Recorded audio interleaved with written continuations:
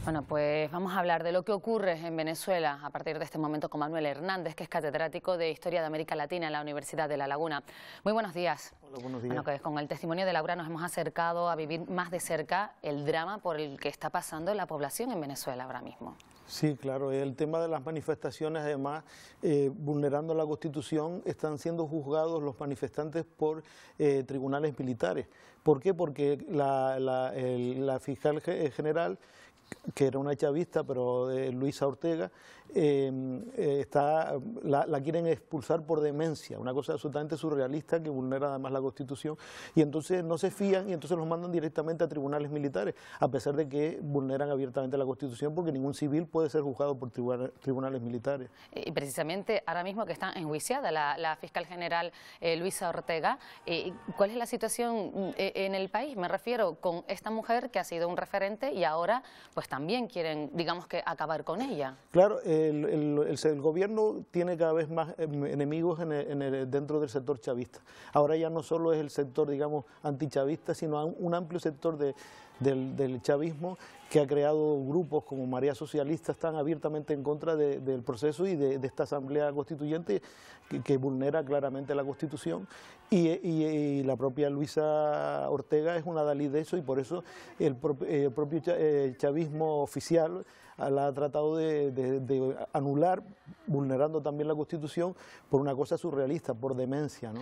Se refiere a que hay chavistas que están en contra de esas elecciones del 30 de julio convocada por Nicolás Maduro para la Asamblea Constituyente. Sí, porque vulnera totalmente la Constitución. Primero, para reformar la Constitución se necesita un referéndum, lo dice claramente el poder soberano del país, pero como ellos saben que van a perder sistemáticamente cualquier elección, entonces han inventado un sistema que se llama Asamblea Nacional Constituyente, que se parece mucho a las Cortes franquistas. Un tercio de los votos son elegidos por misiones, comunas, no sé qué, discapacitados, una cosa absolutamente surrealista, cuando la Constitución dice que toda elección tiene que ser por sufragio universal, directo y proporcional. Y los 2/3 restantes son elegidos no por la población, sino por un sistema municipal absolutamente absurdo, que una población de 40.000 habitantes tiene los mismos diputados que una ciudad que una de 1 millón de habitantes. O sea, una cosa completamente absurda, solo porque está calculado para que ganen en los sitios donde ellos tengan mayor apoyo, aunque saben perfectamente, como se demostró en las elecciones de la Asamblea Nacional, que actualmente el 80% de la población no le respalda. Entonces ellos han jugado esta artimaña precisamente porque no quieren, porque igual que no han celebrado que le obliga a la Constitución las elecciones de gobernadores y de alcaldes, pues ahora han inventado esto como una marcha atrás, digamos una marcha adelante, para, sobre todo esperando el tema del año que viene con la elección, que es obligatoria la elección presidencial. Pero en contrapartida, este domingo, este 16 de julio, la coalición opositora, la Mesa de la Unidad Democrática, ha convocado un plebiscito para ver si es necesario elaborar una nueva Carta Magna. Al final, que han colocado urnas, yo tengo hasta en iglesia, en centro. ¿Eso tendrá valor lo que van a hacer el domingo? Claro, el problema es el callejón sin salida jurídico. Primero, porque no es la oposición que lo convoca la Asamblea Nacional. Lo que pasa es que la Asamblea Nacional, ya desde el primer momento, ellos la han anulado, con una cosa completamente absurda. 3 diputados, decían que habían sido elegidos, 3 diputados del Estado Amazonas habían sido elegidos corruptamente, después de que el propio Consejo Nacional Electoral, que controlan ellos, había dicho que era perfectamente legal. Eso ha significado que queda anulada la Asamblea, cuando en tal caso, suponiendo que había habido corrupción, se tenían que haber celebrado elecciones, pero no se han celebrado.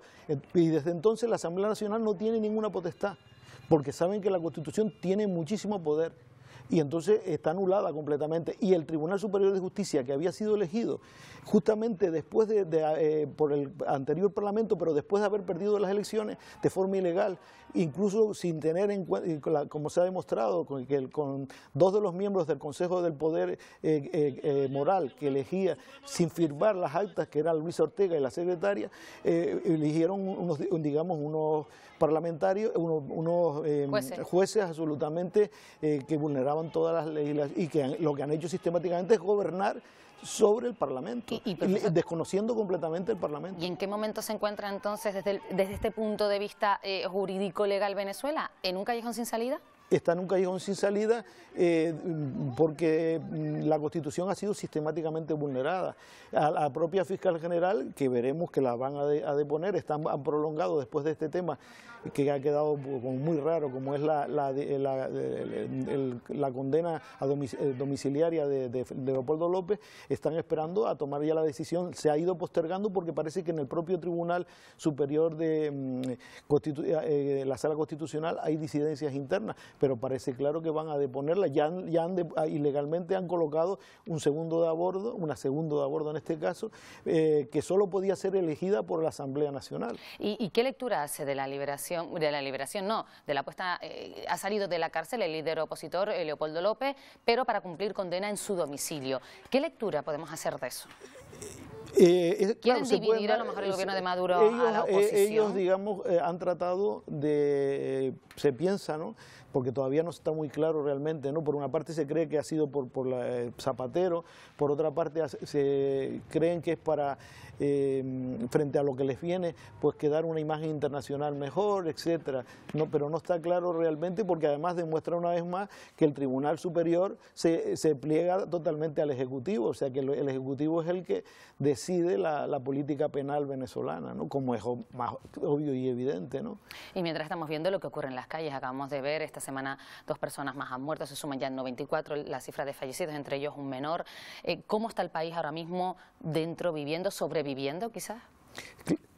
Aparte del problema, digamos, de las manifestaciones y de ese estado totalmente de inestabilidad, la realidad cotidiana de los venezolanos es muy grave porque faltan medicinas, los que lo sufren más son los enfermos crónicos, que no hay medicinas para personas con problemas renales, de diabetes, etcétera, no digamos de cáncer, todo ese tipo de cuestiones, y los alimentos faltan y el coste de la vida está absolutamente disparatado. ¿Y hacia dónde va encaminado el país? Porque hemos visto imágenes, bueno, la de las manifestaciones, por supuesto, pero también incluso en la Asamblea Nacional, esa agresión que se produjo hace una semana. Luego también no se pudo celebrar el pleno hace unos días porque la Guardia Nacional no dejó pasar a la prensa. Es que el problema es que la Guardia Nacional, que era la que tenía que controlar el acceso, dejó entrar a los manifestantes que irrumpieron en el Parlamento.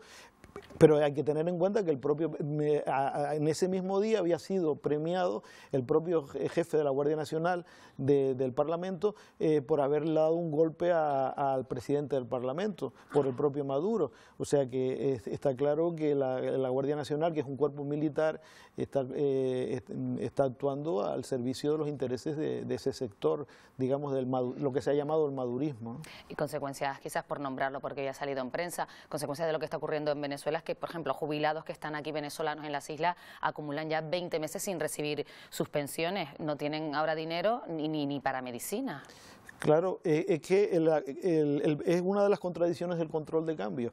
Como en el control de cambio se sigue todavía manteniendo 12 bolívares un dólar, pues las pensiones que cobraban hace 20 años eran mucho más altas que las que tenían los venezolanos de Venezuela, residentes de Venezuela. Pero claro, el gobierno no los quiere pagar porque evidentemente hay una escasez enorme de moneda extranjera por la enorme reducción de los ingresos petroleros, que es lo que se basan fundamentalmente, y ellos se han desviado al mínimo posible la importación de productos y, por supuesto, igual que han paralizado el tema de los viajes, de los viajes de avión, que hay que pagarlos en euros para todos los venezolanos, pues esto es un ejemplo más de toda esa política. Vamos a estar, profesor, pendientes de lo que ocurra este domingo con ese plebiscito y también pues a ver si finalmente se celebra pues esas elecciones a la Asamblea Constituyente el 30 de julio, pendiente de todo lo que ocurre en Venezuela. Muchísimas gracias, Manuel Hernández, catedrático de Historia de América Latina de la Universidad de La Laguna. Gracias por atendernos. Buenos días. Muchas gracias.